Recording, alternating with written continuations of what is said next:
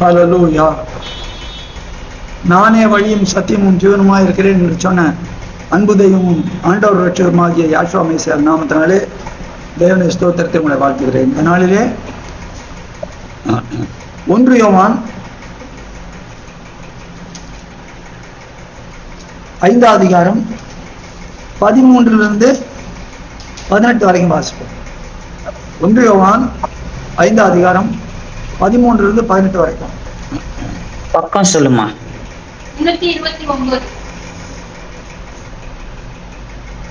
11 தானே brother? 13 to 18. உங்களுக்கு நித்திய ஜீவன் உண்டென்று நீங்கள் அறியவும் தேவகுமாரனுடைய நாமத்தின் மேல் நீங்கள் விசுவாசமாய் இருக்கவும் தேவகுமாரனுடைய நாமத்தின் மேல் விசுவாசமாயிருக்கிற உங்களுக்கு இவைகளை எழுதுகிறேன். நாம் எதையாகிலும் அவருடைய சித்தத்தின்படி கேட்டால் அவர் நமக்கு செவி கொடுக்கிறார் என்பதே அவரை பற்றி நாம் கொண்டிருக்கிற தைரியம். நாம் எதை கேட்டாலும் அவர் நமக்கு செவி கொடுக்கிறார் என்று நாம் அறிந்திருந்தோமானால் அவரிடத்தில் நாம் கேட்டவைகளை பெற்றுக் கொண்டோம் என்றும் அறிந்திருக்கிறோம். மரணத்துக்கு ஏதுவல்லாத பாவத்தை தன் சகோதரன் செய்ய ஒருவன் கண்டால் அவன் வேண்டுதல் செய்ய கடவன். அப்பொழுது அவனுக்கு ஜீவனை கொடுப்பார். யாருக்கென்றால் மரணத்துக்கு ஏதுவில்லாத பாவத்தை செய்தவர்களுக்கே. மரணத்துக்கு ஏதுவில்லாத பாவத்தை செய்தவர்கள்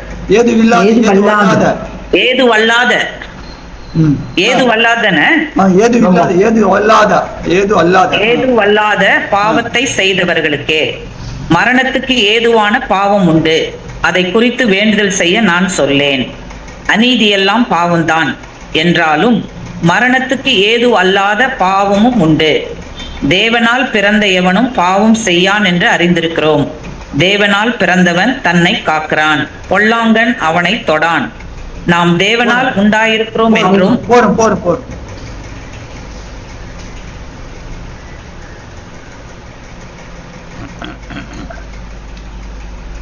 யோவான் 14:1 இப்படி சொல்லுகிறது, உங்கள் இருதயம் கலங்காதிருப்பதாக தேவனிடத்தில் விசுவாசமாயிருங்கள், என்னிடத்தில் விசுவாசமாயிருங்கள். ஏன் இதை சொல்றான்னு பாக்குறப்ப 13ஆம் அதிகாரத்துல பஸ்கா பத்தி பேசுறாரு. பஸ்கா அங்க நடக்கிறது.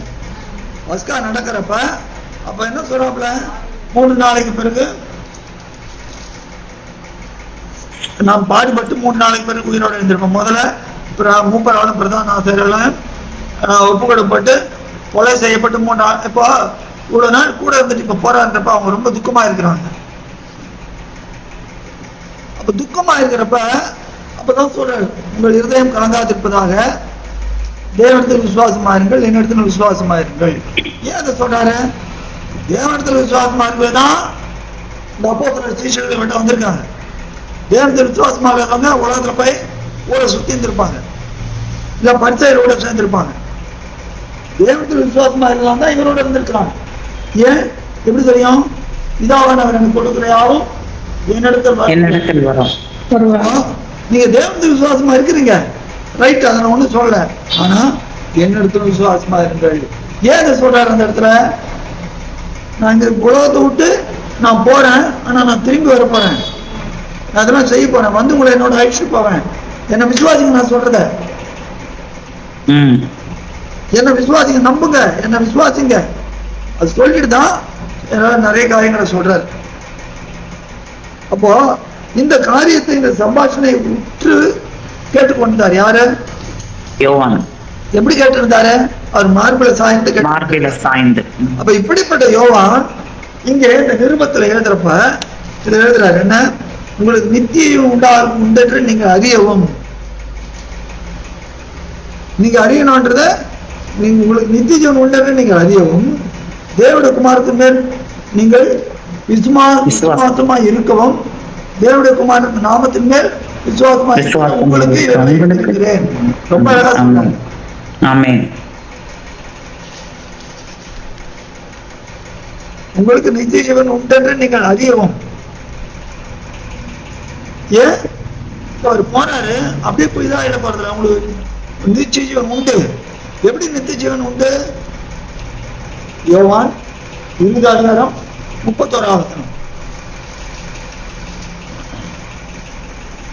யோவான் 20:31 கத்து பார்க்கணுமா? பக்கம் சொல்லுமா. யாஷ்வா யாஷ்வா மெஸ்ஸியா தேவனுடைய குமாரனாகிய மெஸ்ஸியா என்று நீங்கள் யாஷ்வா தேவனுடைய குமாரனாகிய மெஸ்ஸியா என்று நீங்கள் விசுவாசிக்கும்படியாகவும் விசுவாசித்து அவருடைய நாமத்தினாலே நித்திய ஜீவனை அடையும்படியாகவும் இவைகள் எழுதப்பட்டு இருக்கிறது. யோவான் எழுதினார், தெளிவா சொல்லிட்டார் நித்திய ஜீவன் அடையிறதுக்கு என்னன்ட்டு. அப்ப இதை நீங்க அறியவும் அந்த தேவகுமாரோட நாமத்தின் மேல் உங்கள் விசுவாசமா இருக்கவும், அந்த விசுவாசமா இருக்கிறவும் உங்களுக்கு எவ்வளவு சேர்த்து கோத்து சொல்றாரு பாருங்க. சொல்லிட்டு என்ன சொல்றாரு, நாம் எதையாகிலும் அவருடைய சித்தத்தின்படி கேட்டால் அவர் நமக்கு செவி கொடுக்கிறார் என்று அவரை பற்றி நாம் தைரியம் கொண்டிருக்க தைரியம் சொல்லிட்டு இப்ப 16-17 ஒரு முக்கியமான காரியத்தை பத்தி பேசுறாரு.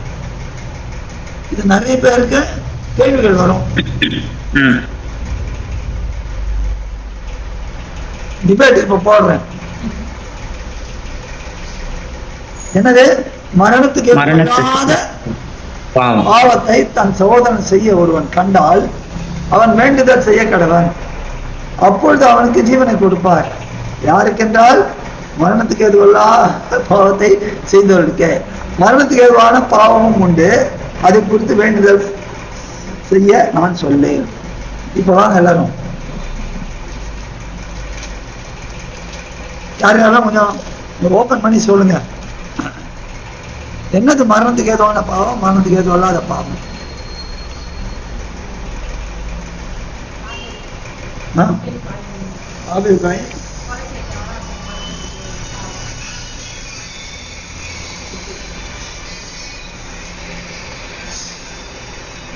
என்ன சொன்னாங்க புரியல. அவங்க மரணத்துக்கு எதுவல்லாத பாவம், மரணத்துக்கு எதுவான பாவம் ரெண்டு இருக்கே. அதான் அவங்க என்ன சொன்னாங்க பிரதர், உங்க பக்கத்துல இருந்தவங்க? அல்ல, அவங்க ஆபேல் தாயின். ஓ ஓகே.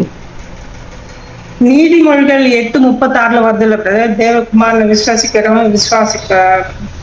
மரணத்துக்கு எதுவல்லாத பாவம் என்ன? யோபு அவன் சிநேகிதருக்காக வேண்டுதல் செய்யும் போது அவங்க பாவங்களை மன்னிக்கிறார் இல்லையா தேவன்?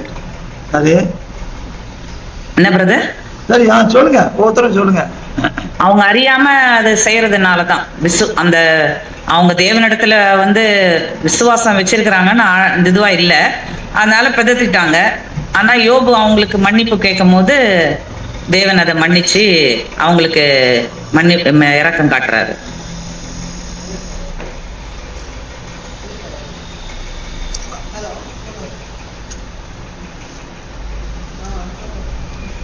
அப்ப அது அவங்க பாவம் சொல்லலையே.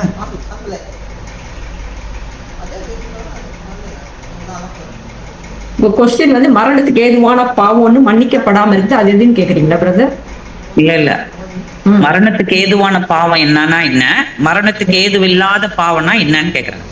ஓ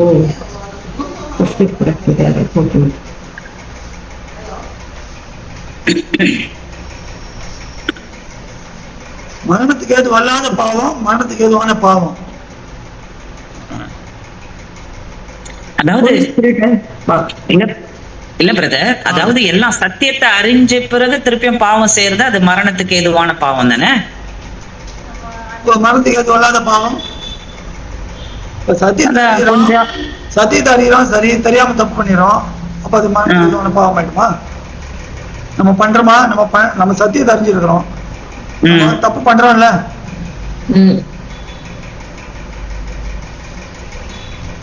இப்போ அவங்க இஸ்ரேல் மக்கள்லாம் கண்ணுக்குட்டியை வச்சுக்கின்னு அதெல்லாம் வணங்கினாங்க இல்லையா, எவ்வளவு பெரிய தப்பு வைக்கிற கதைனா. ஆனாலும் தேவன் அதை மன்னிச்சார் இல்லையா, ஆரோனை கூட மன்னிச்சிருக்கிறாரு.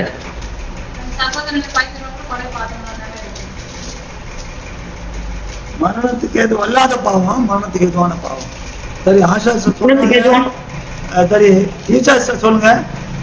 மரணத்துக்கு ஏதுவான பாவம்ன்றது தேவனுடைய ஆவியை நிந்திக்கிறவங்கள பிரதர், அவர் கிறிஸ்துவே சொல்றாருல வார்த்தையில, பரிசுத்தாவியை இது பண்றது. அப்போ யூதாஸ் வந்து மரணத்துக்கு ஏதுவான பாவம் செஞ்சுட்டாரு அவரு.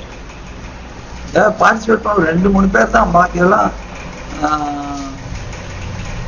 எல்லாரும் பண்ணா நல்லா இருக்கும். சரி,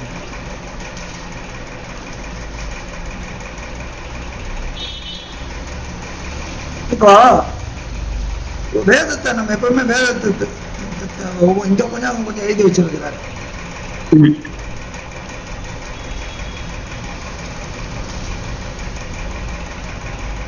அப்போஸ்தலர்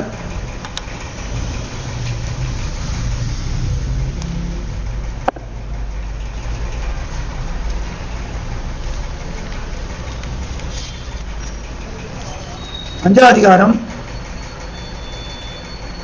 1 to 10 வரைக்கும் அங்க என்ன பாக்குறோம்? அனனியா சப்பிராள் நடத்த முதல்ல பேரு காணிக்கை மறைச்சு வச்சிடறான். அவங்க என்ன செய்யறாங்க? காணிக்கை தேவனுக்கு கொடுக்கறேன்னு சொல்லி போய் சொல்றாரு. பரிசுத்த போய் சொல்றாப்ல. கரெக்ட். பரிசுத்த போய் சொல்றேன்னா அது என்ன? தேவனிடத்துல போய் சொல்றது. உடனே இதை வச்சு அப்ப பரிசாகி தேவன் வாங்க, அது ஒரு ஆர்குமெண்ட் இருக்கு. நீ பரிசாகிட்ட போய் சொன்னா தேவன்கிட்ட போய் சொன்னா எனக்கு சொல்றாருல, அதனால தேவன் பரிசாகி ஒரு தேவன் அப்படின்னு ஒரு உபதேசம் இருக்குது. 1 to 10. ஆமா, இல்ல அவங்களுக்கு தெரியும் அங்க என்ன சம்பவம் தெரியும். அனனியா சப்பிராள் என்ன பண்ணாங்க? தேவனிடத்துல போய் சொன்னாங்க. போய் சொன்னாங்க, என்ன நடந்தது?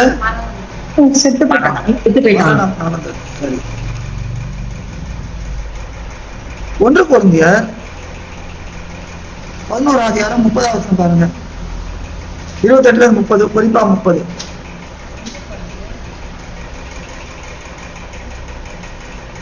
பேஜ் நம்பர் சொல்லுமா? 11 அதிகாரம் 28 to 30, பேஜ் 238. எந்த மனுஷனும் தன்னைத்தானே சோதித்தறிந்து இந்த அப்பத்தில் புசித்து இந்த பாத்திரத்தில் பான பண்ண கடவன். எண்ணத்தினால் எனில் அபாத்திரமாய் போஜனம் பானம் பண்ணுகிறவன் ஆண்டவருடைய சரீரம் இன்னதென்று நிதானித்து அறியாததினால் தனக்கு ஆக்கினை தீர்ப்பு வரும்படி போஜனம் பானம் பண்ணுகிறான். இது நிமித்தம் உங்களில் அநேகர் பலவினரும் வியாதி உள்ளவர்களுமாய் இருக்கிறார்கள், அநேகர் நித்திரையும் அடைந்திருக்கிறார்கள். அப்ப இங்க எதை பத்தி சொல்றாரு? பந்திய பத்தி, பஸ்கா.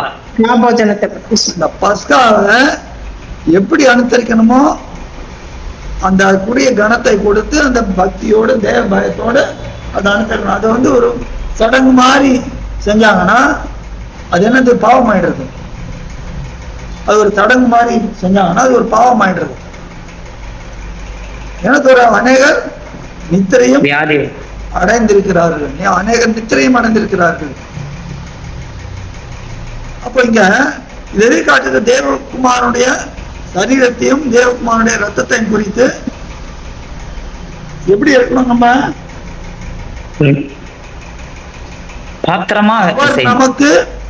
அவர் நமக்கு கட்டளையிட்டபடி அதை செய்யணும். நம்ம இஷ்டமா செய்யக்கூடாது. இப்ப நம்ம இஷ்டமா செய்யறது என்ன ஆயிடுறது? அவர் நியமித்த நியமத்தை நாம் தள்ளுறது, அதை அசட்ட பண்றது. ஒரு பயத்தோட நடுக்கத்தோட அதனுடைய மகத்துவத்தை உணர்ந்து அதற்கு முன்பாக நாம் நடுக்கத்தோடு ஆனால் பூரண நிச்சயத்தோடு எடுக்கணும். இப்படி எடுக்காதவன் தான், நிதானிக்காதவன் தான் என்ன பண்ண? அநேகர் வியாதியா இருக்கிறார்கள், அநேகர் நித்திரையும் அடைந்திருக்கிறார்கள் அப்படிங்கிற. அப்போ மரணத்துக்கு ஏதுவான ஒரு பாவம். சரி, இப்ப இன்னொரு கேள்வி வருது.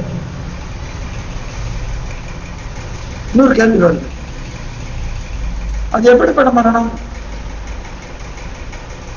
ஆவிக்குரிய மரணம். ஆவிக்குரிய மரணம். சரீரத்துக்கு ஏற்ற மரணமா ஆவிக்குரிய மரணமா? ஆவிக்குரிய மரணம். ஆவிக்குரிய மரணம்.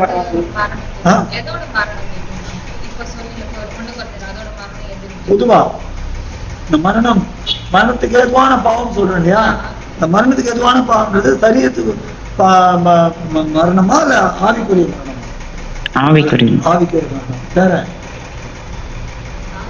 அப்போ அந்த ஜான் சொல்றதுல வந்து இந்த ஆவிக்குரிய மரணம் தான் சொல்றாரா பிரதர் 1 John 5ல அதான் கேக்குறாரு, உன்னை கேக்குறாரு. ஆவிக்குரிய மரணமா?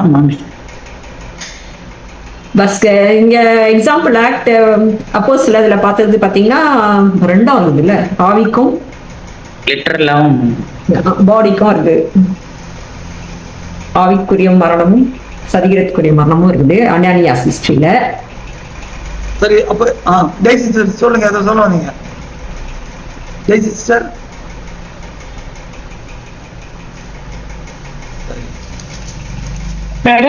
ஏதோ சொல்ல வந்தீங்க, அன்மியூட் பண்ணீங்க, சொல்லுங்க.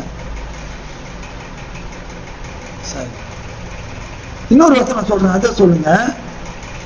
1 Corinthians 5:5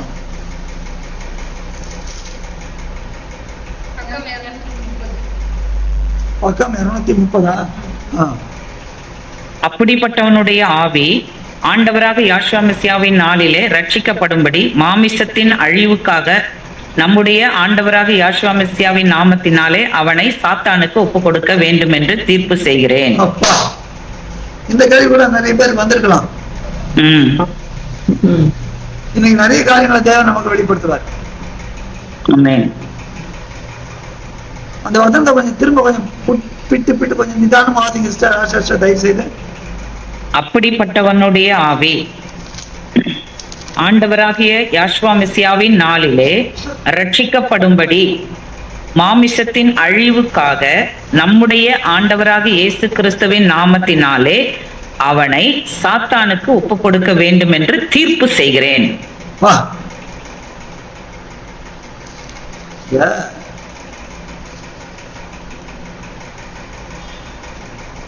4வது அதிகாரத்துல பாத்தீங்கன்னா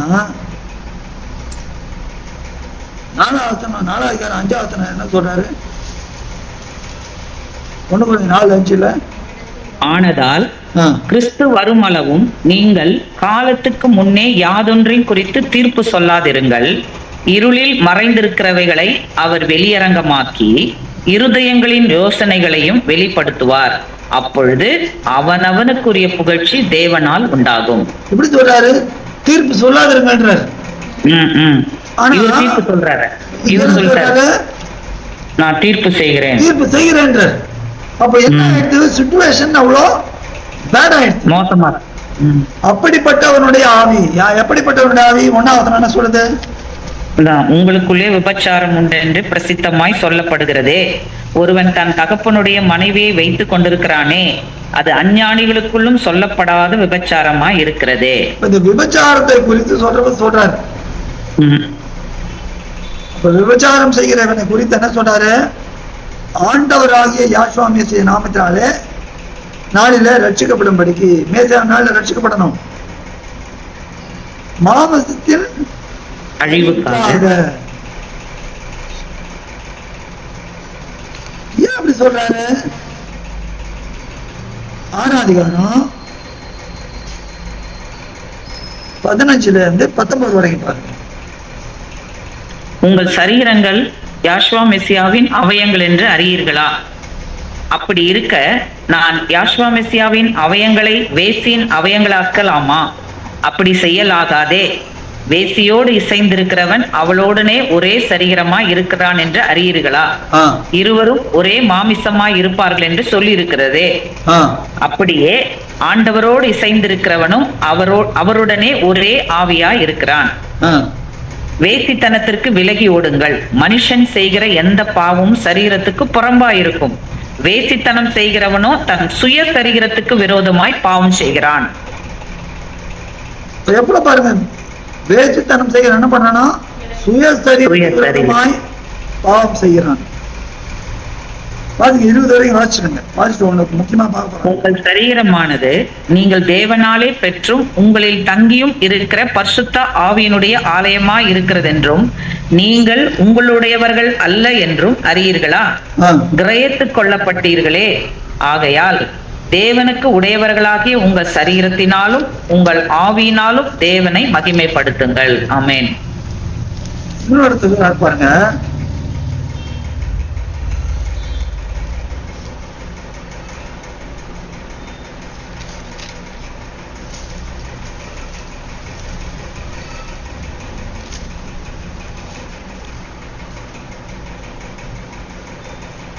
வேசித்தனம் செய்கிறவனோ தன் சுய சரீரத்துக்கு விரோதமாய் பாவம் செய்கிறான். 12வது பின்பற்றி சுய சரீரத்துக்கு விரோதமா பாவம் செய்யறான். என்ன அர்த்தம்? என்ன அர்த்தம்? தற்கொலை.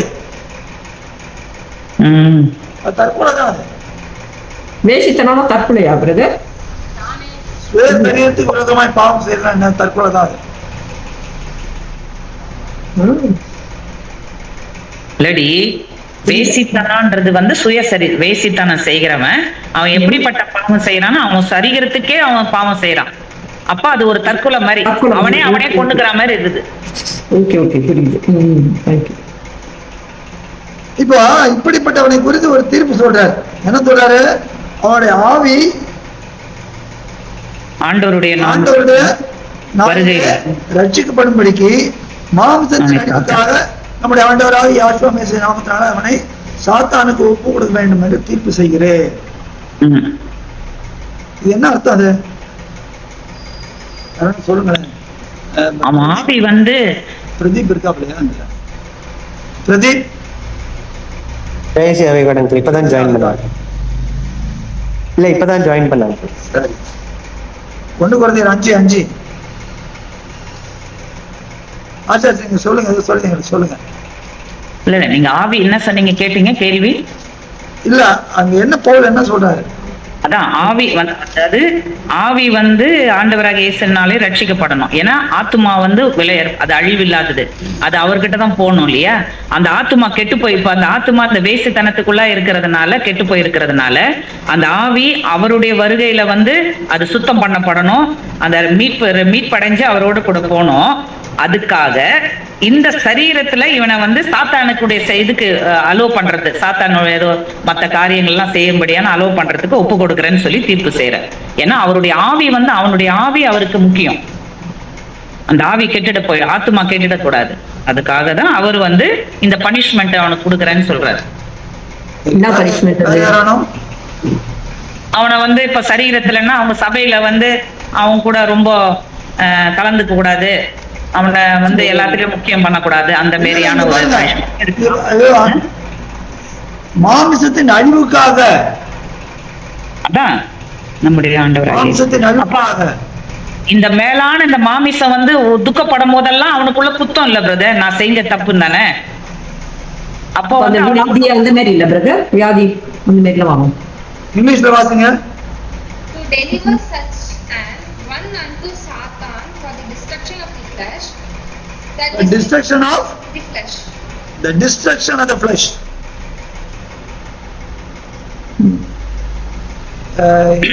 என்னைக்குல வாசிங்க. ஒரு நிமிஷம்.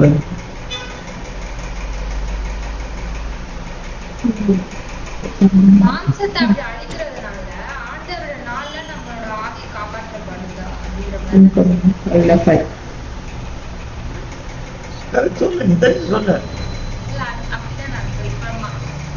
படிப்பா பிரதர். வாசிங்க. I hand this man over to Satan so that the sinful nature may be destroyed and his spirit saved on the day of the Yahshua Messiah. இது கிளியரா இருக்கு. Destruction of flesh. கேட்டீங்களா? அங்க என்ன எழுதப்பட்டிருக்கு? Sinful nature. Sinful nature will be destroyed and his spirit destroyed. சரி, இப்போ இன்னொரு காட்சி சொல்ற பாருங்க. 1 Timothy 1:20 அங்க ஒண்ணு சொல்றாரு பாருங்க. இந்த இமேனையும் அலெக்சாந்தரும் அவங்க ரெண்டு பேரையும் ஒண்ணு சொல்லுங்க பிரதர். என்ன 1 Timothy 1:20. இமேனையும் அலெக்சாந்தரும் அப்படிப்பட்டவர்கள், அவர்கள் தூஷியாதபடி சிக்ஷிக்கப்பட அவர்களை சாத்தானிடத்தில் ஒப்பு கொடுத்தேன். 286.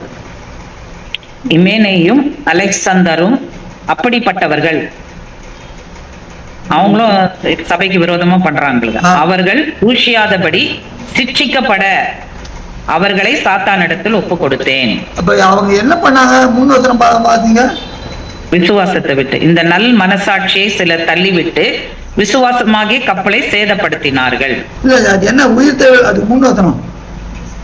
குமாரனாகிய திமோத்தேயுவே, உன்னை குறித்து முன் உண்டான தீர்க்க தரிசனங்களின்படியே நீ அவைகளை முன்னிட்டு நல்ல போராட்டம் பண்ணும்படி இந்த கட்டளையை உனக்கு ஒப்புவிக்கிறேன். நீ விசுவாசமும் நல் மனசாட்சியும் உடையவனாயிரு. இந்த நல் மனசாட்சியை சிலர் தள்ளிவிட்டு விசுவாசமாகி கப்பலை சேதப்படுத்தினார்கள். இமேனேயும் அலெக்சாந்தரும் அப்படிப்பட்டவர்கள். அவர்கள் தூஷியாதபடி சிட்சிக்கப்பட அவர்களை சாத்தானிடத்தில் ஒப்புக் கொடுத்தேன். என்ன பின்னணியில சொல்றாரு? உபதேசத்தை பத்தி சொல்றாரு. உபதேசத்தை பத்தி சொல்றப்ப நீ இந்த நல் மனசாட்சியை விட்டுறாங்க. நல் மனசாட்சி எப்படி வரும்? உபதேசத்தினால வரும். விசுவாசம் கேள்வியினால் வரும். உபதேசத்தினால வரும். அப்ப இந்த உபதேசம் இல்லாத தவறான கொண்டதுனால என்ன? கப்பலை, விசுவாசமாகிய கப்பலை சேதப்படுத்த. அப்ப இவங்க என்ன பண்றாரு? சாத்தானுக்கு ஒப்பு கொடுக்கிறாரு. அப்போ பவுல் சொல்ற ஒரு டெசிஷன், தீர்மானம் என்னன்னா, இங்கேயும் 1:5 அதிகாரத்திலையும் என்ன சொல்றாரு? அவனுடைய மாமிசத்தின் அழிவுக்காக என்ன பண்றாரு? சாத்தானத்தில் ஒப்பு கொடுக்கிறார். மாமிசத்தின் அழிவுனா என்ன அங்க சொல்றாரு? டிஸ்ட்ரக்ஷன் ஆஃப் தி ஃப்ளஷ் கேஜேவில போட்டு தர. NIV is a better translation. NIV என்ன போடுறது? The sinful nature that is performed in the flesh. The sinful nature that is performed in the flesh. இப்போ ரோமர் 7ல பாத்தீங்கன்னா பவுல் அங்க சொல்றாரு ஒரு போராட்டத்தை பத்தி. நான் என்ன செய்யணும்னு விரும்புறேனோ அது செய்ய முடியல, என்ன செய்யக்கூடாதுன்னு நினைக்கிறோம் அது செய்யறேன். மாம்சத்தினால போராட்டம். அப்போ ஒரு நபர் சில வேளையில ஆவிக்குரிய நிலைமையில உள்ளான அது இல்லைனாலும் இந்த மாம்சம், அதான் என் ஆத்மா மண்ணோடு ஒட்டி கொண்டு இருக்குது, உடைய வசனத்தை என்னை உயிர் பெய்கின்றார். அப்போ நீங்க இந்த 2 இடத்துலையும் பார்த்தா, கொரிந்தியர்லையும் பார்த்தா, தீமோத்தேயுலையும் பார்த்தா, பவுல் எத்தனை சொல்றது என்னன்னா, சாத்தானுக்கு ஒப்பு கொடுக்கணும்ன்றார். அது சாத்தானுக்கு ஒப்பு கொடுக்கணும்ன்றார். டெசிஷன் என்ன சொல்றாரு? சாத்தானுக்கு ஒப்பு கொடுக்கணும். எதுக்காக ஒப்பு கொடுக்கணும்? அவன் ஆத்மா, அவன் ஆவி ரட்சிக்கப்படணும். யோபு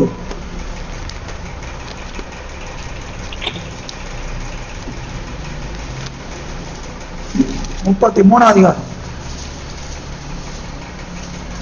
14 இருந்து பாருங்க. அப்பா சொல்லுங்க. 662. தேவன் ஒரு விசை சொல்லி இருக்க காரியத்தை 2ஆம் விசை பார்த்து திருத்துகிறவர் அல்லவே. இல்ல இல்ல இல்ல, wrong translation.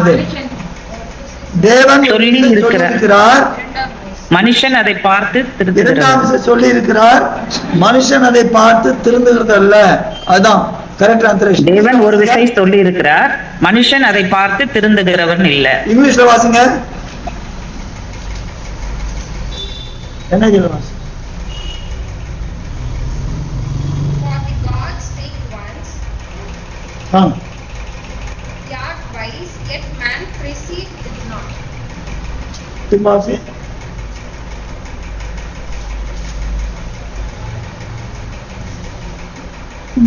For God speaketh once, twice, yet man perceiveth it not.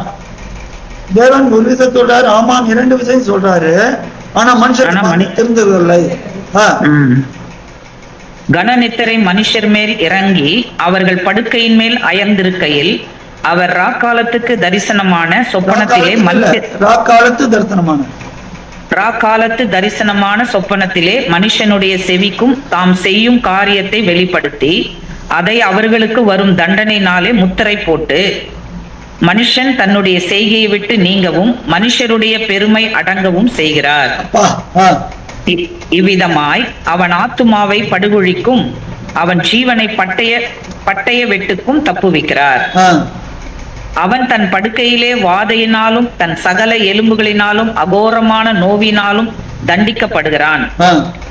அவன் ஜீவன் அப்பத்தையும் அவன் ஆத்துமா ருசிகரமான போஜனத்தையும் அரோசிக்கும். அவன் மாமிசம் காணப்படாதபடிக்கு அழிந்து மூடப்பட்டிருந்த அவன் எலும்புகள் வெளிப்படுகிறது. அவன் ஆத்துமா பாதாளத்துக்கும் அவன் பிராணன் சாவுக்கும் சமீபமாயிருக்கிறது. 1000 ஒருவராகிய சாமாசி பண்ணுகிற தூதனானவர் மனுஷருக்கும் தம்முடைய நிதானத்தை அறிவிக்கும்படிக்கு அவனுக்கு அனுசாரராய் இருந்தாராகில் அவர் அவனுக்கு இறங்கி அவன் படுகுழியில் இறங்காதபடிக்கு நீர் அவனை ரட்சியும், மீட்கும் பொருளை நான் கண்டுபிடித்தேன் என்பார். ஆமென். அப்பொழுது அவன் மாமிசம் வாலிபத்தில் இருந்ததை பார்க்கிலும் ஆரோக்கியம் அடையும், தன் வால வயது நாட்களுக்கு திரும்புவான். அவன் தேவனை நோக்கி விண்ணப்பம் பண்ணும்போது அவன் அவருடைய சமூகத்தை கம்பீரத்தோடு பார்க்கும்படி அவர் அவன் மேல் பிரியமாகி அந்த மனுஷனுக்கு அவனுடைய நீதியின் பலனை கொடுப்பார். என்ன பாக்குற இந்த பேசேஜ்ல? இந்த பேசேஜ் வாசிச்சான் என்ன பாக்குறோம்? யாஷுவா மெசியாவுடைய ரிடம்ஷன். இல்ல என்ன ஒரு தடவை தேவன் சொல்லி அதை கேட்காம போனா எப்படி எல்லாம் இது பண்றாருன்றத சொல்லி வெளிப்படுத்துறாரு. அங்க என்ன நடக்குது? தேவன் ஒன்னு தடவை 2 தடவை இங்க கொஞ்சம் அங்க கொஞ்சம் சொல்லி இருக்கிறாரு. மனுஷன் அதை கேட்காம இருந்தனால அது என்ன பண்றாரு? சொப்பனத்துல வெளிப்படுத்துறாரு. வெளிப்படுத்தி அந்த தண்டனையால முத்திரிக்கிறார். ஜீவனை தப்புவிக்க பண்றார். அப்போ தண்டனையினால உணர்த்தப்படுறப்ப அவன் உணர்ந்து மனம் திரும்பினான்னா அவனுக்கு மீட்பு. எப்படி போவான்? ரொம்ப மோசமா போவான், எலும்பு தோல்மா போவான். உடனே யாரான எலும்பு தோல்மா இருந்தாலும் உடனே தேவன் அவனை தண்டிச்சுட்டான்னு சொல்லக்கூடாது. உடனே நம்ம ஆளுங்க இருக்காங்களே, உடனே ஏதோ அவன் பண்ணிட்டா தப்பு பண்ணிட்டானால எலும்பு தோல்மா இருக்கிறான். நான் கூட எலும்பு தோல்மா தான் இருக்கிறேன்.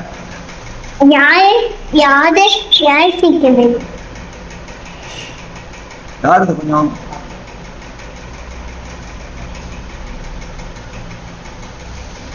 நோட் பண்ணிட்டேன்.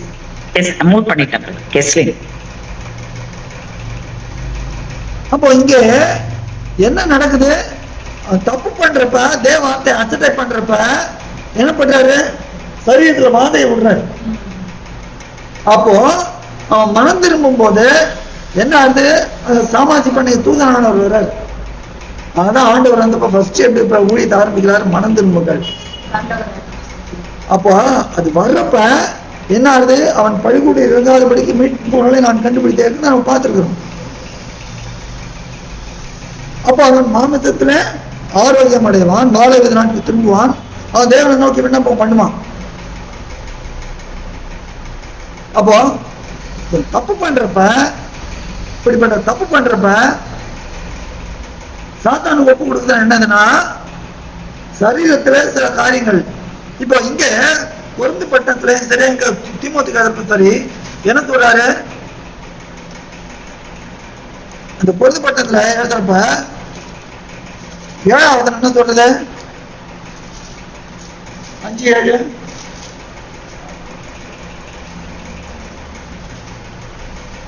ஆகையால் நீங்கள் 7 தானே பிரதர்? 5:7 தானே? ஆகையால் நீங்கள் புளிப்பில்லாதவர்களாய் இருக்கிறபடியே புதிதாய் பிசைந்த மாவாய் இருக்கும்படிக்கு பழைய புளித்த மாவை புறம்பே கழித்து போடுங்கள். ஏனெனில் நம்முடைய பஸ்காவாகிய மேசியா நமக்காக பலியிடப்பட்டிருக்கிறாரே. அப்படின்னா என்ன அர்த்தம்? புறம்பே தள்ளி போடுங்க. என்னது புறம்பே தள்ளி போடுறது? அவனை சபையிலிருந்து ஒதுக்குறது. இப்ப சபையில இருந்தா என்ன இருக்குன்னு பாக்குறப்ப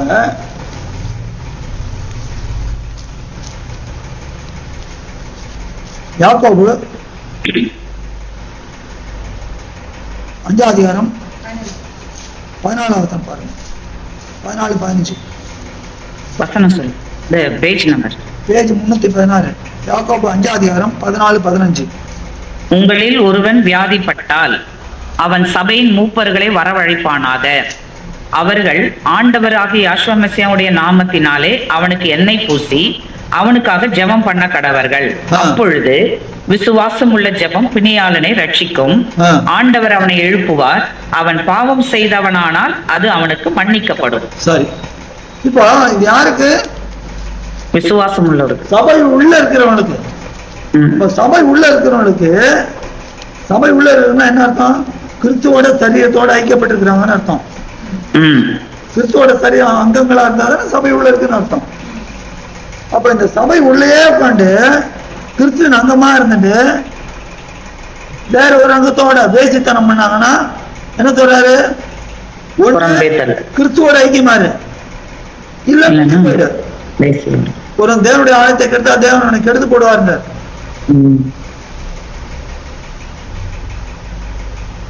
மூணாவது அதிகாரத்துல வாசிக்கிறது. மூணாவது அதிகாரம் இதுல யாக்கோபா brother? ஒண்ணு குறைஞ்ச மூணாவது அதிகாரம் 16, 17. நீங்கள் தேவனுடைய ஆலயமாய் இருக்கிறீர்கள் என்றும் தேவனுடைய ஆவி உங்களில் வாசமாய் இருக்கிறார் என்றும் அறியாதிருக்கிறீர்களா? ஒருவன் தேவனுடைய ஆலயத்தை கெடுத்தால் அவனை தேவன் கெடுப்பார். தேவனுடைய ஆலயம் பரிசுத்தமாய் இருக்கிறது, நீங்களே அந்த ஆலயம். அப்போ இங்க என்ன பவுல் சொல்றாரு? இந்த இப்படிப்பட்ட செய்தவனை கிறிஸ்துவின் அங்கமா இருக்க முடியாது. அதனால கிறிஸ்துவின் அங்கத்துல வெளியே தள்ளணும். அவனை வெளியே தள்ளுறப்ப இப்ப உள்ள இருக்கிறப்ப என்ன ஆகுது? சாத்தான் வந்து அது பண்ணாலும் என்ன ஆகுது? சபையை மூப்பர்களை கூட்டி ஆண்டவரை வந்து ஜெபம் பண்றப்ப என்ன ஜெபம் பண்றப்ப ஜெபம் பண்ண எண்ணெய் பூசுறது இல்லை. நீ அதெல்லாம் அந்த உபதேசம் இருக்கு. ஜெபிச்சு கொண்டாந்து எண்ணெய் பூசி ஜெபம் பண்ணுங்க. ஜெபம் பண்ண எண்ணெய் பூசுங்கள் கிடையாது. நீ எல்லாம் அதான் நடந்துட்டு இருக்குது சபையில. அப்போ சபைக்கு உள்ள இருக்கிறப்ப அவனுக்கு பாதுகாப்பு இருக்கு. சபைக்கு வெளியே போனா இந்த பாதுகாப்பு கிடையாது. அப்ப சாத்தான் என்ன பண்ணுவான்? மேற்கொள்வான். சாத்தான் அவனை சிக்ஷத்துல தேவன் சிக்ஷிப்புல விடுவார். இதுதான் கொரிந்தியர் பட்டில தான் நடந்தது. இப்போ 2 கொரிந்தியர் எடுங்க. அதுல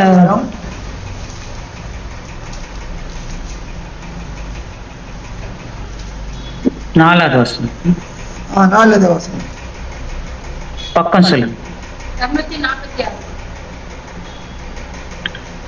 அன்றியும் நீங்கள் துக்கப்படும்படிக்கு எழுதாமல் உங்கள் மேல் நான் வைத்த அன்பின் மிகுதியை நீங்கள் அறியும்படிக்கே மிகுந்த வியாகுலமும் மன இடுக்கமும் அடைந்தவனாய் அதிக கண்ணீரோடே உங்களுக்கு எழுதினேன்.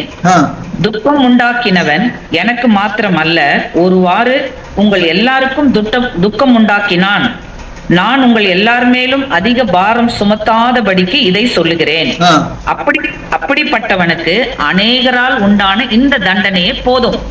ஆதலால் என்ன தண்டனை? சபையில வெளியே தள்ளிடுறது. ஆதலால் அவன் அதிக துக்கத்தில் அமிழ்ந்து போகாதபடிக்கு நீங்கள் அவனுக்கு மன்னித்து ஆறுதல் செய்ய வேண்டும். அந்தபடி உங்கள் அன்பை அவனுக்கு காண்பிக்கும்படி உங்களை வேண்டிக் கொள்கிறேன்.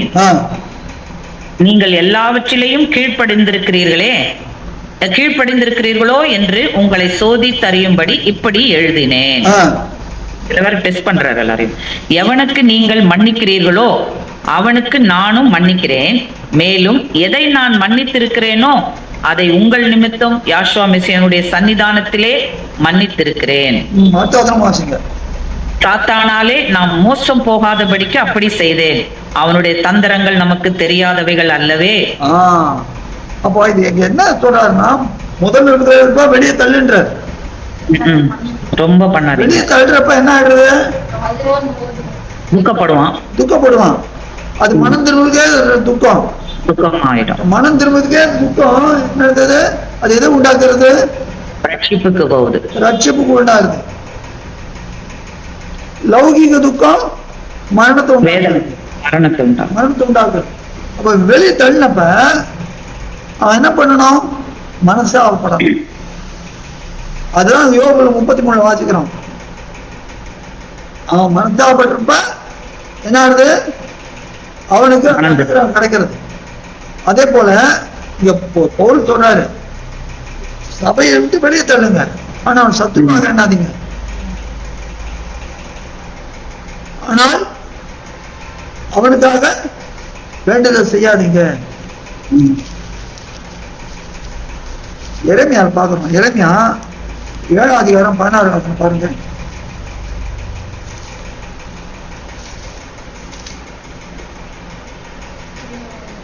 16 பிரதர், ஆ பக்கம் சொல்லுங்க. 883. ஆ 883. 883 883. நீ இந்த ஜனத்துக்காக விண்ணப்பம் செய்ய வேண்டாம், அவர்களுக்காக மன்றாடவும் கெஞ்சவும் வேண்டாம், என்னிடத்தில் அவர்களுக்காக பரிந்து பேசவும் வேண்டாம், வா. நான் உனக்கு செவி கொடுப்பதில்லை. நான் செவி கொடுப்பதில்லை. ஏன் பாக்குறப்ப அதே எரேமியா 11ஆம் அதிகாரம் 14 15 2 முதல்ல 14 வருஷம் அப்புறம் 15. 883. நல்ல கனி ஆ நல்ல கனி உண்டாயிருக்கிற நேர்த்தியும் பச்சையுமான ஆ ஆ நீ ஜனத்துக்கு 14 வசனம். ஆ வாசி. 14. 14. 14. ஆதலால் நீ இந்த ஜனத்துக்காக விண்ணப்பம் பண்ண வேண்டாம், ஆ அவர்களுக்காக மன்றாடவும் கெஞ்சவும் வேண்டாம், ஆ அவர்கள் தங்கள் ஆபத்தின் நிமித்தம் என்னை நோக்கி கூப்பிடும் காலத்திலே நான் அவர்களை கேளாதிருப்பேன். ஏன் அடுத்த ஒருத்தர் என்ன சொல்றாரு? 5. துர்ச்சனரோடு மகா தீவனை செய்யும் போது என் பிரியமானவர்களுக்கு என் வீட்டில் என்ன இருக்கிறது? என்ன இருக்குது? ம். ஆ பரிசுத்த மாமிசத்தை உன்னை விட்டு தாண்டி போக பண்ணுவார்கள். உன் பொல்லாப்பு நடக்கும் போது நீ களி கூறுகிறாயே. இதுதான் பொல்லாப்பு நடக்கிறப்ப களி கூறுகிறாயாக. இந்த துர்ச்சனரோடு தீவினை செய்யும் போது நீ என்ன பண்ற? நீ சந்தோஷமா இருக்கு. அவனோட சேர்ந்துக்கிற. ஒரு நல்ல ராஜா ஒரு கெட்ட ராஜாவோட சேர்ந்தான். யாரு? யோசேபாத்து ஆகாபோட சேர்ந்தான். அதனால என்ன ஆச்சுன்னா பாக்குறோம். அப்போ இப்ப ஒரு காரியத்தை வெளியே தள்ளுறப்ப அவன் மனம் திரும்பணும். இங்க எரேமியா என்ன சொல்றாரு? நீ ஜெபம் பண்ணாத, நீ பண்ண கேட்க கூட மாட்டேன். 14 பாருங்க. 14:11. யாவே தேவன் என்னை நோக்கி, நீ இந்த ஜனத்துக்கு நன்மை உண்டாக விண்ணப்பம் பண்ண வேண்டாம்,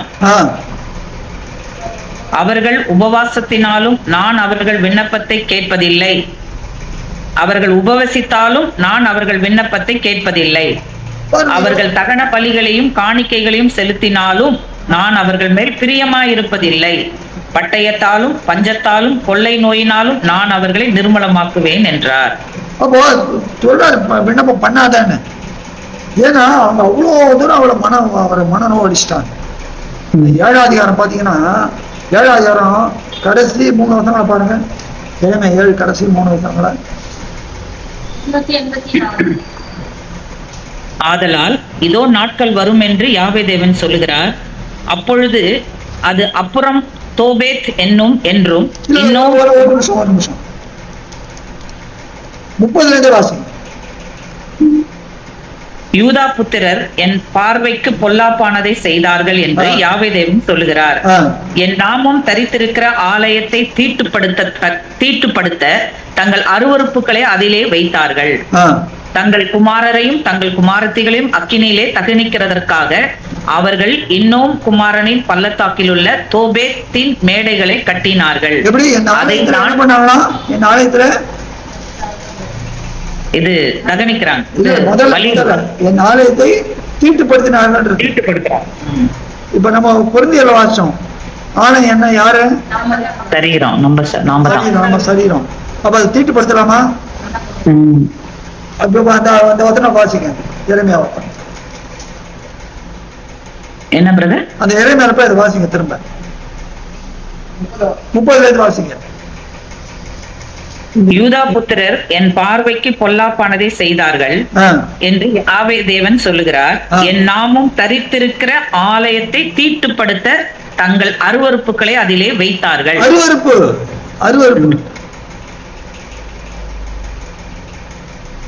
தேவன் விரும்புகிறது, தேவன் அருவருக்குது. தேவன் விரும்புகிறது என்னது? பரிசுத்தம். தேவன் வெறுக்கிறது அசங்கியம், அசுத்தம், தீட்டு.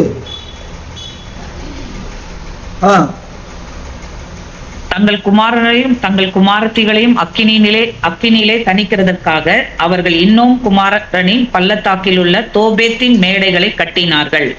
அதை நான் கட்டளையிடவும் இல்லை, அதை என் மனதில் தோன்றவும் இல்லை. கட்டளையிடல, நான் மனத்துல கூட நினைக்கல. இப்ப தேவனே நினைக்காத அந்த மகாபாவிகள் என்ன பண்ணிட்டாங்க, செஞ்சுட்டாங்க. கட்டிட்டாங்க. எவ்வளவு வேதனையா இருக்கு அவருக்கு. அப்ப இதனாலதான் இந்த ஜனங்க விண்ணப்ப பண்ணாதன்றார். அப்போ அங்க யோவான்ல சொல்லப்பட்ட காரியம், 1 யோவான்ல மரணத்துக்கு எதுவான பாவம் உண்டு. அது எப்படிப்பட்ட பாவம்? இங்க யூதா ஜனங்கள் என்ன பண்ணாங்க, திரும்ப திரும்ப திரும்ப திரும்ப திரும்ப திரும்ப திரும்ப அதே செய்யறாங்க, மனம் திரும்புதலே இல்லை. இப்போ மரணத்துக்கு ஏதுவான பாவம் என்னன்னா, ஒருவன் எவ்வளவு தூரம் சொன்னாலும் சொல்லி கொடுத்தாலும் அடிக்கடி பெய்கிற மழை. எபிரேயர் தன் நிலத்தை குடிச்சிட்டு முட்புண்டுகளை முளைக்கிறதுக்கு சமம். 4 பாருங்க. ஏனெனில் ஒரு தரம் பிரகாசிக்கப்பட்டும் பரம ஈவை ருசி பார்த்தும் பரிசுத்த ஆவியை பெற்றும் தேவனுடைய நல் வார்த்தையும் இனிவரும் உலகத்தின் பலன்களையும் ருசி பார்த்தும் மறுதலித்து போனவர்கள் தேவனுடைய குமாரனை தாங்களே மறுபடியும் மரத்திலே அறைந்து அவமானப்படுத்துகிறபடியால் மனம் திரும்புவதற்கு ஏதுவாய் அவர்களை மறுபடியும் புதுப்பிக்கிறது கூடாத காரியம். எப்படியெனில் தன்மேல் அடிக்கடி பெய்கிற மழையை குடித்து தன்னிடத்தில் பயிர் எடுக்கிறவர்களுக்கு ஏற்ற பயிரை முளைப்பிக்கும் நிலமானது தேவனால் ஆசீர்வாதம் பெறும். முள் செடிகளையும் முள் பூண்டுகளையும் முளைப்பிக்கிற நிலமோ தகாததாயும் சபிக்கப்படுவதற்கேற்றதாயும் இருக்கிறது, சுட்டெரிக்கப்படுவதே அதன் முடிவு. பாருங்க, அப்போ இந்த மரணத்துக்கு எவ்வளவு பாவம் என்னன்னா, ஒரு சகோதரன் அல்ல சகோதரியோ எவ்வளவு எச்சரிச்சாலும் சில நேரம் திரும்ப திரும்ப திரும்ப பண்ணிட்டாங்கன்னா அப்படிப்பட்ட அது பண்ணாதன்ற, அப்படிப்பட்ட பாவத்துக்கு ஜெபம் பண்ணாத, விட்டுடு. 2 தரம் 3 தரம் சொல்லி அப்புறம் விட்டு போண்டா. அதுக்கு புரட்டுறது, வேதத்தை புரட்டுறது, வேதத்தை புரட்டுறது. மரணத்துக்கு ஏதுவான பாவம்ன்றது இப்படி சொல்லி சொல்லி சொல்லி அது கேட்காம திரும்ப அந்த பாவத்துல ஈடுபட்டு அப்ப இப்படி செய்யறப்ப எபேசியர் 4:30 என்ன சொல்லுது?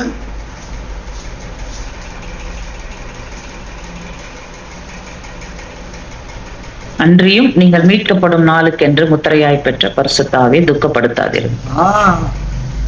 அன்றியும் நீங்கள் மீட்கப்படுவதற்கென்று நாளுக்கென்று முத்திரையாக பெற்ற தேவனுடைய பரிசுத்த ஆவியை துக்கப்படுத்தாதிருங்கள். அப்போ பரிசுத்த துக்கப்படுத்தினா யார் துக்கப்படுத்தின அர்த்தம்? தேவனை. 1 தெசலோனிக்கேயர்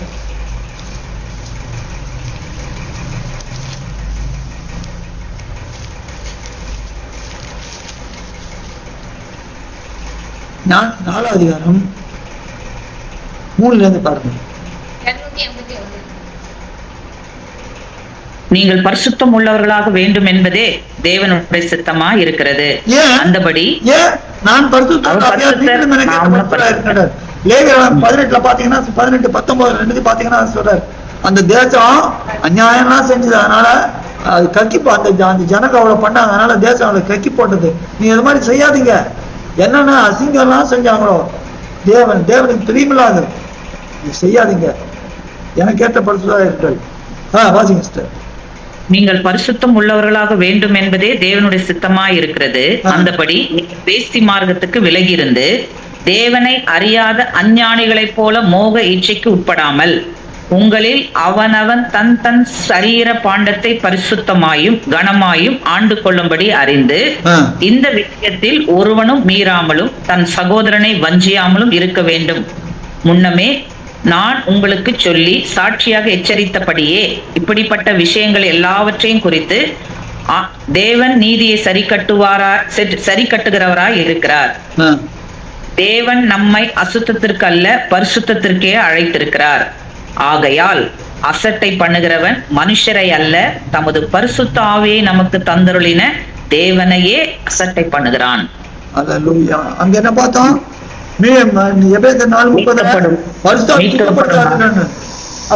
துக்கப்படுத்தினா தேவனை துக்கப்படுத்துறது. இதனால சொல்றாரு மத்தேயு 11 அதிகாரம் 30 31 32 பாருங்க. மத்தேயு 12 30 வரைக்கும் தான் இருக்குது பிரதர்.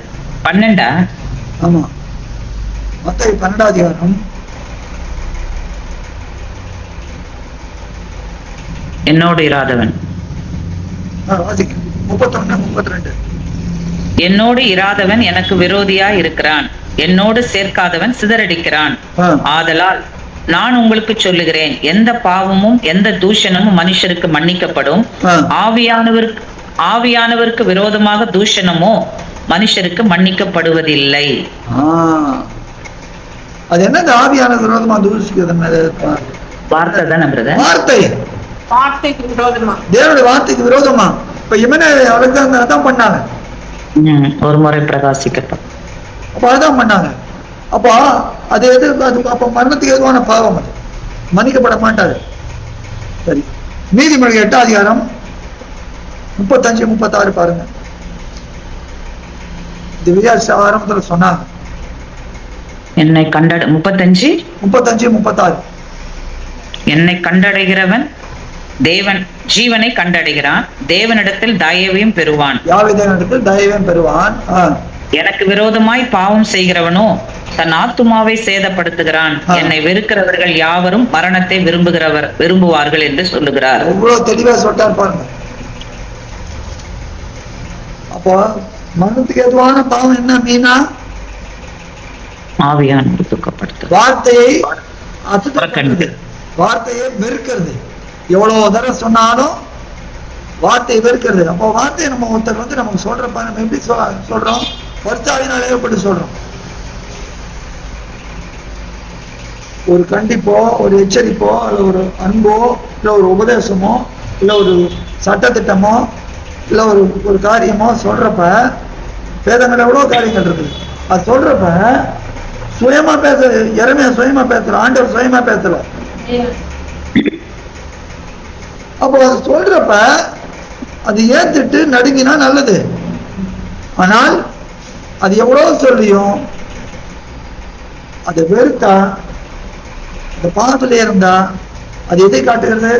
பரிசுத்தத்துக்கு விரோதமாய் செய்யறது, குமாரனை வெறுக்கிறது. நல்ல தெளிவா இருக்கா? இப்ப இந்த ரெண்டும் தான் மரணத்துக்கு எதுவான பாவம். என்ன விஜயா சிஸ்டர் ஏதோ சொல்ல வந்தீங்க?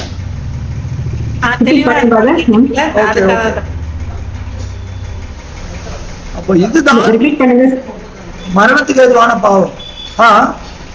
ரிப்பீட் பண்ணுங்க, இந்த 2 பாவம் சொல்லுங்க, ரிப்பீட் பண்ணுங்க பிரதர். அதாவது உபதேசிக்கிறவர்கள், அதான் பாருங்க, நீங்க இன்னொரு வசனம் சொல்றேன், எபிரேயர் 13ஆம் அதிகாரம்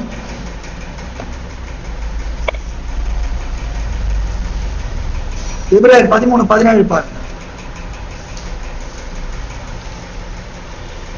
உங்களை நடத்துகிறவர்கள் உங்கள் ஆத்துமாக்களுக்காக உத்தரவாதம். பக்கம் நீங்க ஆஷா ஃபுல் கிரைல இருக்காங்க, ஜெனிட்டா இல்ல, அதனால கடாயுதத்தை கையில எடுத்துட்டாங்க. இல்ல, அவ சொன்னா பிரதர், நான் இருக்க மாட்டேன். தேங்க்யூ, ரொம்ப சந்தோஷம் எனக்கு. உங்களை நடத்துகிறவர்கள் உங்கள் ஆத்துமாக்களுக்காக 311.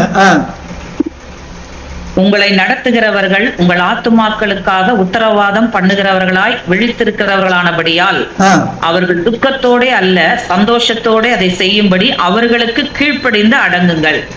அவர்கள் துக்கத்தோடு அப்படி செய்தால் அது உங்களுக்கு பிரயோஜனமா இருக்க மாட்டாதே. அவன் துக்கம் எப்போ நடத்துறதுன்னா மாம்சத்துப்படி நடத்தல, ஆவிக்குரிய காரியத்துல நடத்துறது. அப்ப தேவனோட ஆவினால் சொல்றப்ப அது நமக்கு நன்மை பயக்கும். நீதிமான என்ன தயவாய் கூட்டட்டும். அப்ப இல்லைன்னா பிரயோஜனம் இருக்காது. அப்போ ஒரு தேவ மனுஷன் அல்ல ஒரு தீர்க்கதரிசி ஒரு காரியத்தை குறித்து சொல்றப்ப எப்படி பேசுறாரு? ஒரு தீர்க்கதரிசி தேவ ஆவியினால் சுயம் கிடையாது. கேட்டீங்களா? தான் எக்ஸ்பிளைன் பண்றேன். அப்போ அதை அசட்டை பண்ணனா பரிசுத்தாவிக்கு விரோதமாய் அல்லது தேவனுக்கு விரோதமாய் பாவம் செய்யறோம். ஓகேயா? சரி, அது திரும்ப திரும்ப நம்ம ஒரு தேவ மனுஷன் சொல்றப்ப அதை நம்ம ஏத்துக்கல, இந்த பாவத்திலே தொடர்ந்தோம்னா அப்ப என்ன நம்ம எதை காட்டுறோம்? இந்த வார்த்தை குறித்தான ஒரு வெறுப்பை, இந்த வார்த்தை மேல ஒரு பற்று இல்ல, ஒரு உதாசீன, ஒரு வெறுப்பு. புரியுதா? புரியுது. அப்ப என்னை வெறுக்கிறவர்கள் மரணத்தை விரும்புகிறார்கள். அவ பரிசுத்த விரோதமாய் எந்த காரியம் செய்யறது, ஜீவ வார்த்தை வெறுக்கிறது, இதுதான் மரணத்துக்கு எதிரான பாவம். இப்ப மற்ற பாவங்கள் உண்டு, அவனுக்காக ஜெபம் பண்ணுங்க. ஆனா இப்படிப்பட்ட பாவத்துக்கு விட்டுடுங்கன்றார். தேவன் பார்த்துப்பாரு. தேவன் பாவத்துக்காக அப்படியே விட்டுட்டுனா அவனை சத்துருவா எண்ணிடக்கூடாது. அவனுக்காக ஜெபம் பண்ண வேண்டாம்.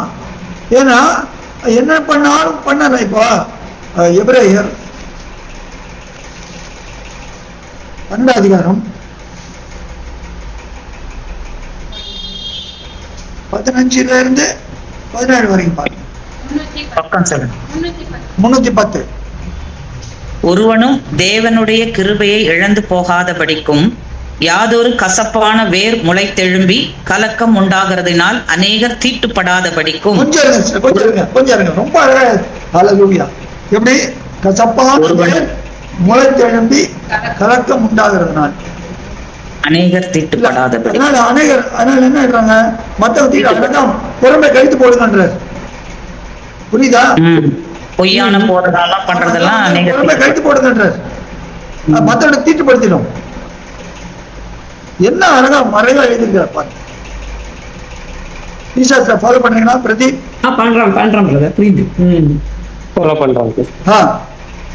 ஒருவனும் வேசிக்கல்லனாகவும் ஒருவேளை போஜனத்துக்காக தன் சேஷ்ட புத்திர பாதத்தை விற்று போட்ட ஏசாவை போல சீர்கெட்டவனாகவும் இராதபடிக்கு எச்சரிக்கையா இருங்கள். அந்த தமிழ்ல வேசிக்கல்லன் இருக்கு இல்லையா, அது இங்கிலீஷ் வாசிங்க. John 12:17 16:17. Lest there be any fornicator or profane person like Esau, who for one morsel of bread sold his birthright. எப்படி fornication or பிரதிப சொல்லு. profane person. profane. fornication or profane ரெண்டு வித்தியாசம் இருக்கு. இங்கிலீஷ்ல சொல்றேன் fornication profane. இங்க என்ன போட்டிருக்க?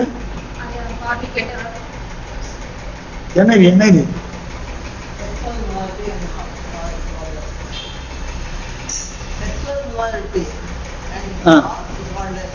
Sexual immorality and godlessness.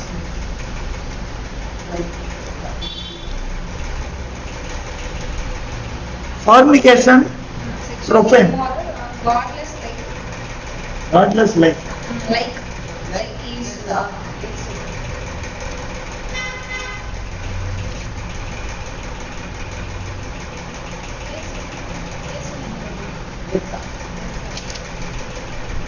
ஃபார்னிகேஷனுக்கும் ப்ரொஃபேனுக்கு என்ன வித்தியாசம் பிரதீப்?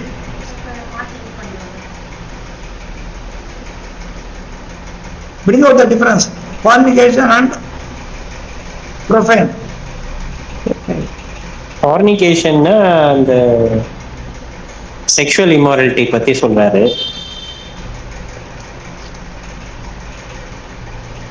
இல்ல தமிழ்ல ஒரே வார்த்தையில இருக்கு பேசிக் அல்லன்னு, அதுதான் அங்க சொல்றாரு. அதாவது ப்ரொஃபேன்னா ஜென்ரலா எல்லா விதத்துலயும் தவறா இருக்கிறது. ஃபார்னிகேஷனா ஸ்பெசிபிக் டு அந்த இம்மாரலிட்டி பத்தி சொல்றது. ஃபார்னிகேஷன் அப்படின்னு நீங்க சர்ச் பண்ணீங்கன்னா there are two types of thing. One, a married person having a wrong relationship, that's called adultery. Fornication is unmarried person getting into relationship. அதுதான். இப்போ ப்ரொஃபேன்றது ஃபர்ஸ்ட்ல வந்துடும். ப்ரொஃபேன்றது எப்படி ரெண்டுமே இப்போ புரியுதா பிரதீப்? புரியுது அங்கிள். ஃபார்னிகேஷன் பர்டிகுலரா அதுக்கு தான் சொல்றது, அன்மேரிட் பர்சன். வேதத்தை நம்ம பார்த்து நான் பழைய ஏற்பாடு நிறைய இதெல்லாம் எச்சரிப்பு கொடுக்குறாரு, புதிய ஏற்பாடுல இருக்கிறது. அப்போ இங்க பேசிக் கல்லன்றது எப்படி, அது எதை குறிக்கிறது? சரீரத்தில் செய்யப்படுகிற பாவங்கள், பாவம். ஒருவனும் பேசிக் கல்லன். அவன் ஏன் இந்த குணத்தை போடுற? ஏசா என்ன பண்ணான்? சாப்பாட்டுக்கு பசிக்காக சேஷ்ட போகிற பாகத்தை விட்டுட்டான். பசிக்காக. அப்ப பசிக்காக சரீரத்துல இருக்கிறதுக்கு அது செஞ்சுறாரு. எப்படி எப்படி ஒப்பனை காக்குறாரு? வேசித்தனம். தேவன் அவன் கொடுத்தது என்ன? ஜேஷ்ட புத்திரன், முதல்ல பிறந்தான்.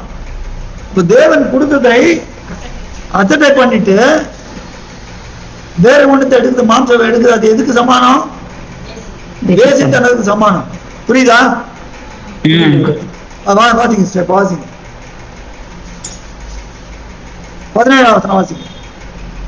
ஏனென்றால் பிற்பாடு அவன் ஆசீர்வாதத்தை சுதந்திரித்துக் கொள்ள விரும்பியும் ஆகாதவன் என்று தள்ளப்பட்டதை அறிவீர்கள். அவன் கண்ணீர் விட்டு கவலையோடு கூட தேடியும் மனமாறுதலை காணாமல் போனான். மனமாறுதலை காணல. அப்ப விட்டார் தேவன். அப்ப இது தேவன் செய்யணும். தேவன் தான் அவங்களுக்கு மனதின்மையில கொடுக்கணும். சவுல் என்ன பண்ணாப்புல? Saul is a fine example. Samson.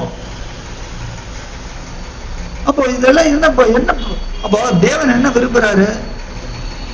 நம்ம மரணத்துக்கு ஏதுவான பாவத்தை ஒரு சகோதரன் செய்யற நம்ம கண்டிப்பா ஜெபம் பண்ணணும். ஆனா மரணத்துக்கு ஏதுவான பாவம் செய்யறப்ப நம்ம தேவன் கையில ஒப்பு கொடுக்கணும். நம்ம அதை போய் திரும்ப நோண்டிட்டு கூடாது. தேவன் செய்வார். அவர் என்ன நினைக்கிறாரோ அதை செய்வார்.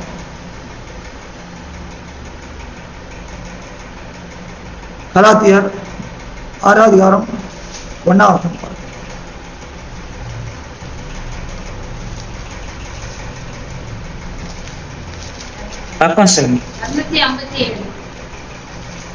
சகோதரரே, ஒருவன் யாதொரு குற்றத்தில் அகப்பட்டால் ஆவிக்குரியவர்களாகி நீங்கள் சாந்தமுள்ள ஆவியோடு அப்படிப்பட்டவனை சீர்பொருந்த பண்ணுங்கள்.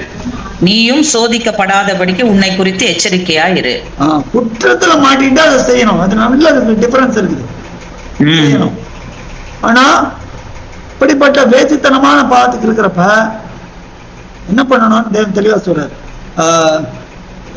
2 தெசலோனிக்கேயர் 3ஆம் அதிகாரம் 13 இருந்து 15 பாருங்க. பக்கம் சொல்லுங்க. 285 பக்கம். சகோதரரே, நீங்கள் நன்மை செய்வதிலே சோர்ந்து போகாமல் இருங்கள். மேலும் இந்த நிருபத்தில் சொல்லிய எங்கள் வசனத்துக்கு ஒருவன் கீழ்ப்படியாமல் போனால் அவனை குறித்து கொண்டு அவன் வெட்கப்படும்படிக்கு அவனோடு கூட கலவாதிருங்கள். ஆனாலும் அவனை சத்துருவாக எண்ணாமல் சகோதரனாக எண்ணி அவனுக்கு புத்தி சொல்லுங்கள். அப்ப நல்ல தெளிவா இருக்கா உங்களுக்கு இந்த மெசேஜ்? தெளிவா இருக்கா? நம்ம சத்ருவா எண்ணக்கூடாது. ஆனா அப்படிப்பட்ட பாவம் செய்கிறவனை என்ன பண்ணணும்? நம்ம மற்ற காரியங்களுக்கு நாம் ஜெபம் பண்ணணும். இப்படிப்பட்ட காரியம் தேவனுக்கு மகிமை உண்டாவதாக நம்ம கிடையாது. ஆனா தேவன் இந்த காரியத்தை குறித்து ஏன் பேசணும்னு எனக்கு தெரியல. இந்த காரியம் சொன்னாரு. இதை நம்ம கருத்தா, ஏன்னா இந்த காரியம் நிறைய பேருக்கு நம்ம மனத்துக்கு எவ்வளவு பாவம் என்ன, மனத்துக்கு எவ்வளவு பாவம் என்ன, நிறைய பேர் கேள்வி கேட்டிருப்பீங்க. எவ்வளவு நாள் நீங்க மனத்துல படிக்கிறப்ப வந்திருக்கலாம். வந்தது உண்டா உங்களுக்கு கேள்விகள்?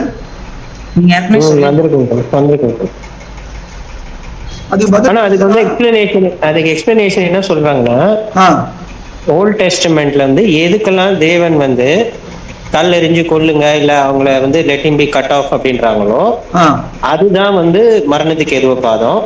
எதுக்கெல்லாம் ஓல்ட் டெஸ்டமெண்ட்ல அவர் இதுக்கு இந்த பலி செலுத்தணும், இதுக்கு இவ்வளவு you should make good with this அப்படின்னு சொல்றாருல, அதெல்லாம் மரணத்துக்கு எதுவும் இல்லாத பாவம்ன்றாங்க.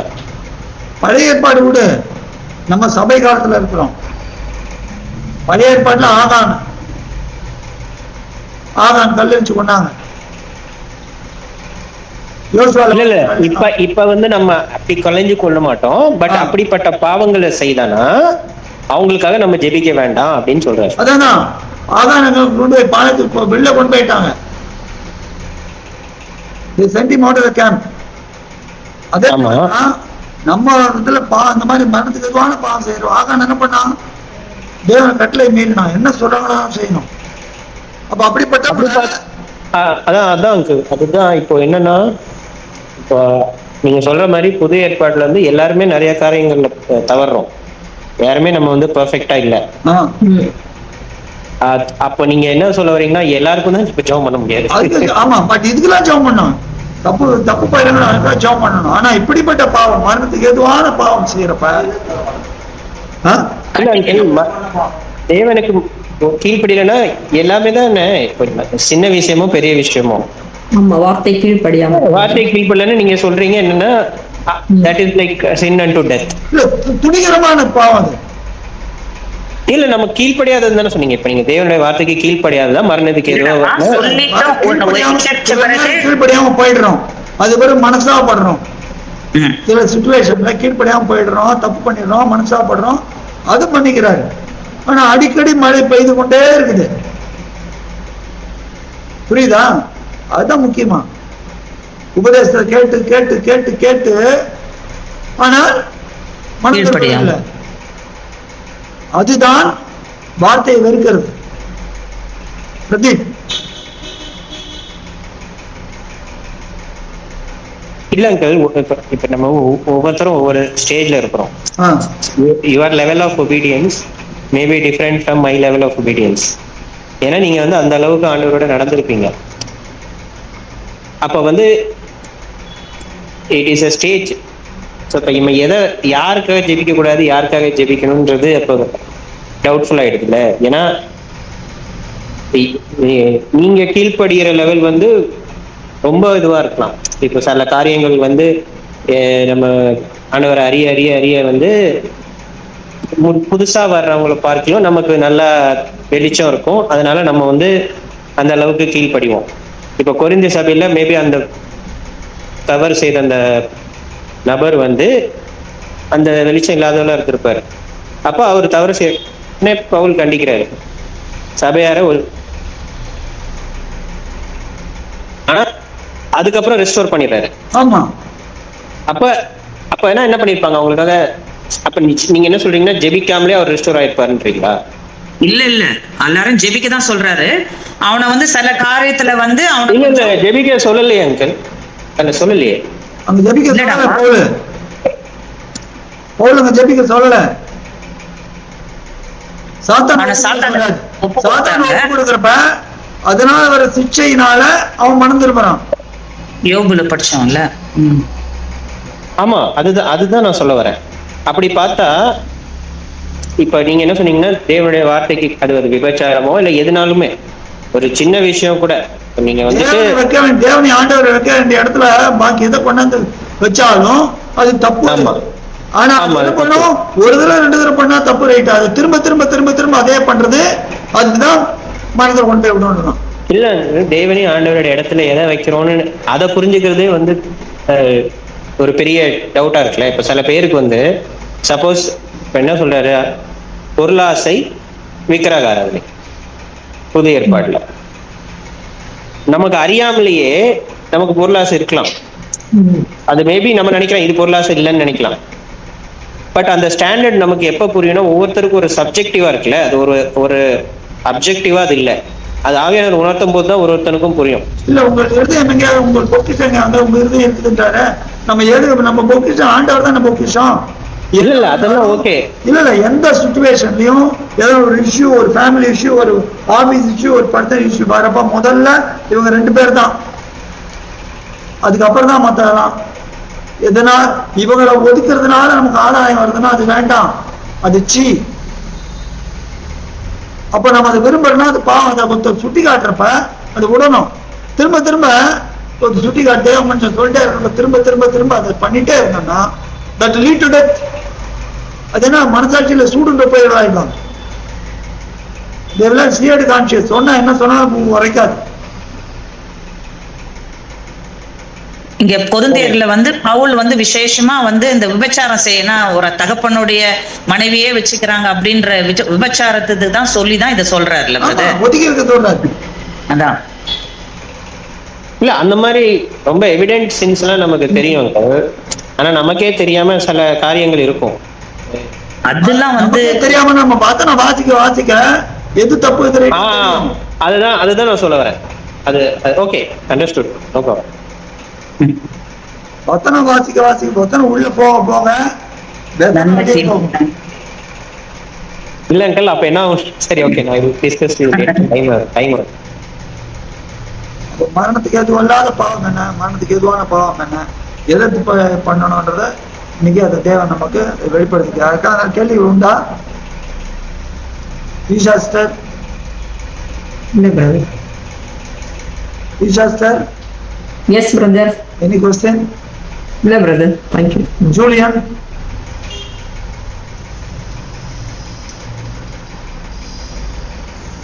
Julian is present with us. சரி, நல்ல இதுல தெளிவா இருக்கணும், தெளிவா இருக்கணும், உறுதியா இருக்கணும். தேவன் நமக்கு அழகா இதை சொல்லி கொடுத்துருக்காரு. அதனால எல்லாத்தையுமே மனத்துக்கு யாரும் தப்பு பண்ணாதான் உடனே அவங்க தப்பான கண்ணோட்டத்தோடு பார்க்க கூடாது. நம்ம நாளைக்கு நம்மளும் அதில் விழணும். அதான் கலாத்திய ஒன்றுல சொல்றாரு.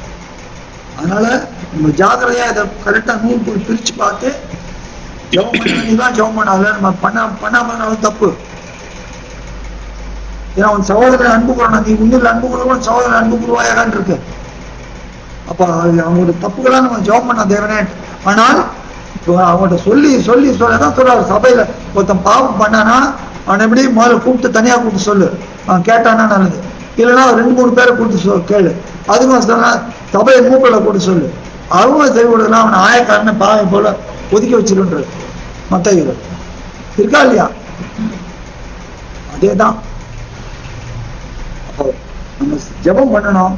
ஆனா திரும்ப திரும்ப சொல்லி சொல்லி சொல்லி சொல்லி கேட்காம போனா நம்ம தேவன்கிட்ட விட்டுடணும். அதுதான் தேவன் நமக்கு அந்த நாளிலே சொல்லிக் கொடுத்துருக்காரு. ஆண்டவர் தாமே நம்ம ஊர்களையும் ஆசீர்வதிப்பார்கள். ஆமென்.